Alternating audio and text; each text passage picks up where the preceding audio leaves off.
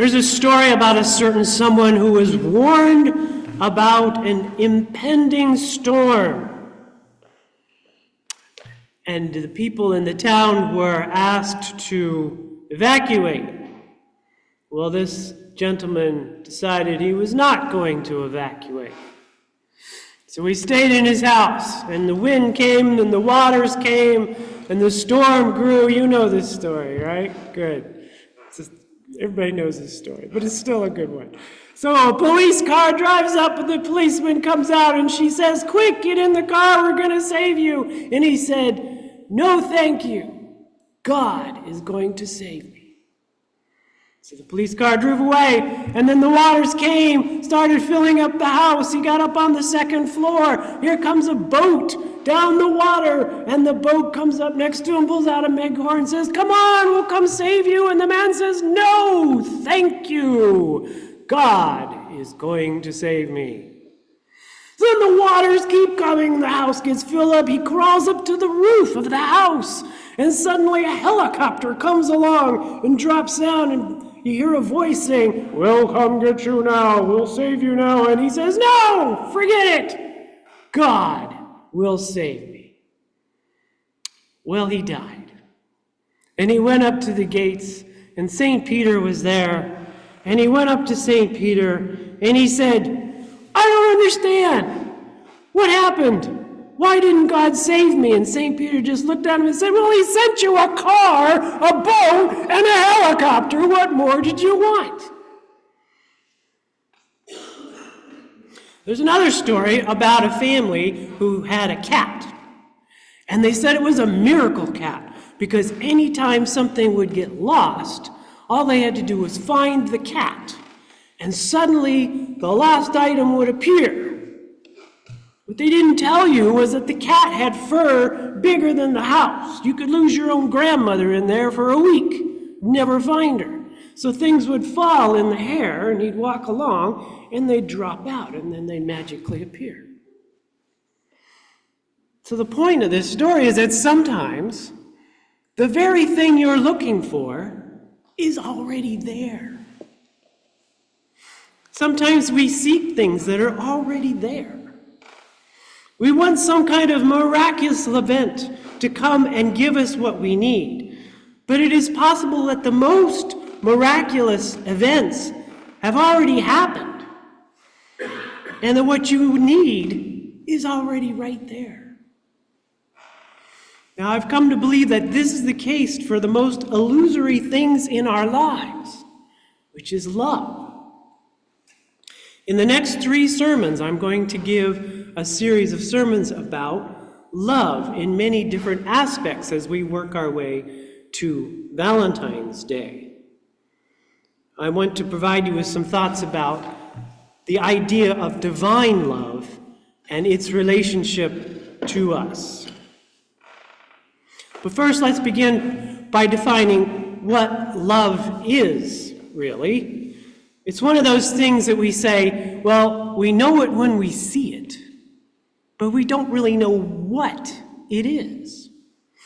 We can say we are in love, or that we love someone like a life partner or a best friend, or we love certain things like walks on the beach or a slice of apple pie.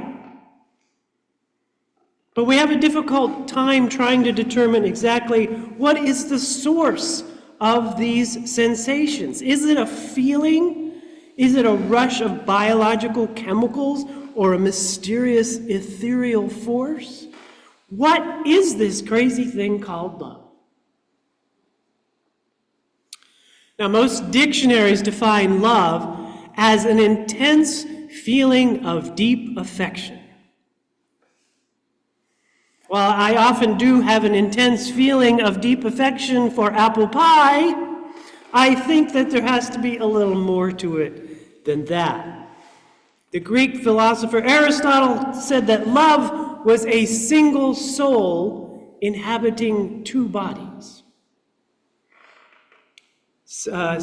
Dominican priest and philosopher Thomas Aquinas said that love is a state of willing the good of the other.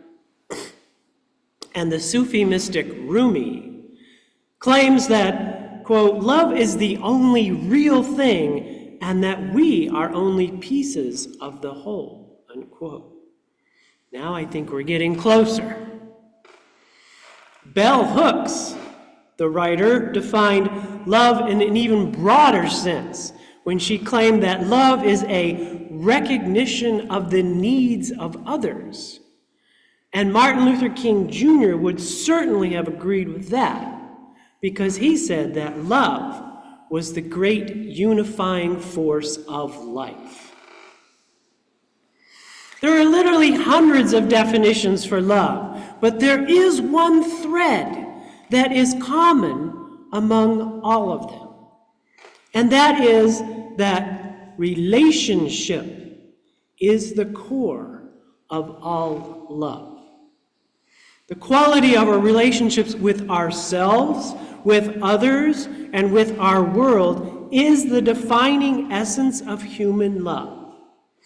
But what about love beyond humanity? Is love a cosmic force of nature, or is it just a human phenomenon? Is it a mysterious presence, or just, as someone once said, a two-way street that is constantly under construction? If the core of the meaning of love is something found through relationship, then I argue that love is more than merely human. Love is not a nice gift you get on your birthday if you are good. It's not just part of being human. It's not just a force in the universe. Love is everything. It is the foundation of all being and all existence. Love is the closest thing we have to being in relationship with divinity. But how can that be? Well, that's why I'm up here. Let me explain.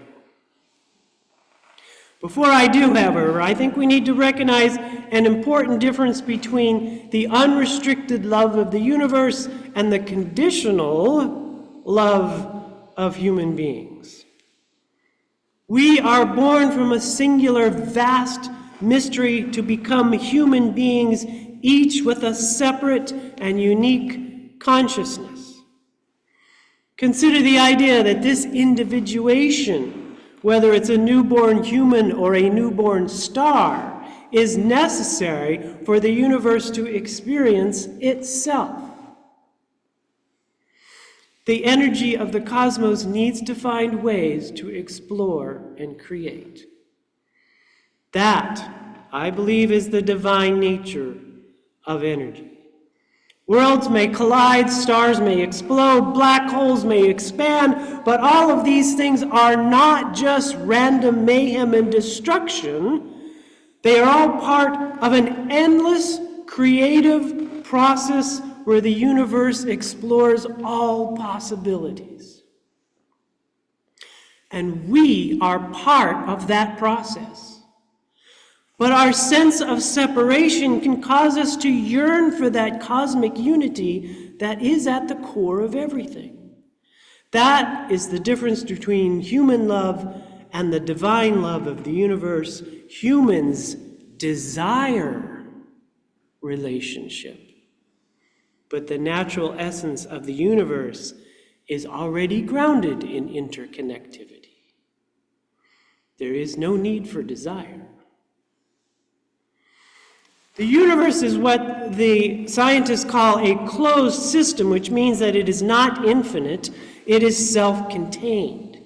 The reason that the first law of thermodynamics works which states that the energy of the universe can never be lost or gained, but is always in the process of transformation. The reason that works is because it can only work in a closed system. If you catch a moth and trap it inside a jar, that moth can fly anywhere as long as it's in the jar. The universe is one interconnected and interactive, beautiful web of animation. We human beings, however, have been separated from that cocoon of totality and have been thrust into the world as unique individuals. We are then caught between two very strong forces, one that makes us seek our individuality and another that makes us seek connection. Human love involves desire, a desire to be in relationship with others and the universe, a desire that recognizes that we can never be fully united with cosmic love as long as we are alive. But we are not here to stop living. The irony of life is that we seek something beautiful and wonderful that we can never fully possess. We are born with a desire to live and grow, to express ourselves, to experience the marvels of this earthly existence, but also to be in relationship with our world and with those who inhabit it.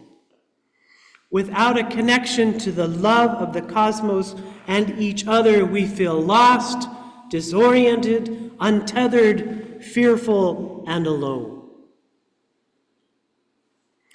The unified universe is love itself, and we are surrounded by it, always. We need to look no further to find it. It is right there, purring in our lap. Some call it enlightenment, some call it super consciousness, some call it God. To find this cosmic love, we need to break through our sense of separation and experience unity. That infinite wholeness is found through silence, meditation, and other spiritual practices and techniques that encourage altered states of consciousness. A personal discovery of an immeasurable and limitless relationship with the totality of all things is the essential teaching of nearly all major religions. It is the primary goal of all mystics, regardless of spiritual background. It is the central lesson of gurus, teachers, and spiritual leaders. It is what we seek in our lives and our communities, both large and small. And it is in the time of pain and suffering and loss that we most seek a feeling of love and connection. What we need in those times and in all times is the love and support of others, for there is nothing that can heal people other than the compassion of other people. We may project for ourselves a grand loving being and beyond and above us, but there is nothing that can replace the healing touch and empathy of another human being. Cosmic love and rehabilitation comes through the compassion and empathy of others. How then do we find this love? How do we recognize the proverbial car or boat or helicopter that is there to rescue us? To be loved, we must first be open to the possibility that we are already surrounded by love. There is a Zen story about a teacher who has a student come, and the student is going on and on about how he wants to find enlightenment but can't find it, and the teacher pours him a cup of tea. The student is still talking, rambling on, and finally the student stops and says, "Teacher, teach me how to become enlightened." So the teacher takes the tea and pours some more into the cup until the tea spills out onto the floor and all over the table, and he's still pouring, and the student says, "Teacher, look at what you're doing. You're spilling tea all over the place." And the teacher simply stops and says, "A full cup cannot be filled."